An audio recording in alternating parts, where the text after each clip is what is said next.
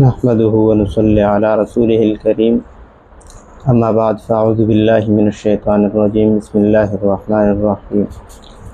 میرے بھائیو، دوستو، بزرگو، آج کی یہ مجلس اس کا موضوع ہے کہ آپس میں جوڑ اور تعلق محبت ہو۔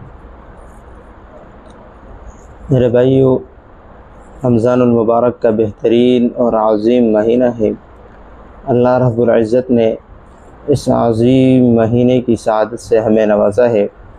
اس کے اندر جو 4 جنتی اعمال کی صفات جو میں نے آپ کو بتائے تھے، ان میں سے ایک عمل آپس میں جوڑ کا بھی ہے کہ عید کا جو دن ہے یہ بڑا بہترین اور محبت اور پیار والی اور اللہ کی طرف سے مہمان نواز دن ہے۔ حدیث شریف کے اندر آتا ہے لا يحل لمؤمن ان يهجر اخاه فوق 3 لیال، کہ مسلمان کے لیے یہ حلال اور جائز نہیں کہ وہ 3 دن سے زیادہ اپنے مسلمان بھائی سے قطع تعلق رکھے۔ میرے بھائیو، یہ قطع تعلق یہ انسان کے لیے جو حدیث میں بتایا ہے کہ اس سے اگر آپ ناراضگی ظاہر کر رہے ہیں تو وہ 3 دن ہے، 3 دن سے زیادہ نہیں۔ تو میرے بھائیو، دوستو، اسی طرح حدیث شریف میں آتا ہے لا يدخل الجنت قاطع، کہ رشتوں کو توڑنے والا وہ جنت میں نہیں جائے گا۔ میرے بھائیو، یہ رشتے بہت بڑی اہم چیز ہے، یہ رشتے عظیم چیز ہے۔ میرے بھائیو، دوستو، ہماری کسی سے ناراضگی ہو تو بھی اللہ کے لیے، اگر ہماری کسی سے دوستی ہو تو بھی اللہ کے لیے، ہم اللہ کے لیے لوگوں کو جوڑے اور اللہ ہی کے لیے لوگوں کو جدا کرے۔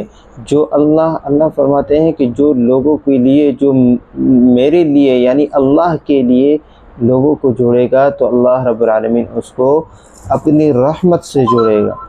میرے بھائی دوستو، نبی پاک صلی اللہ علیہ وسلم کے جو کمالات اور صفات ہیں وہ بہت ہی اونچے اور اعلیٰ ہے۔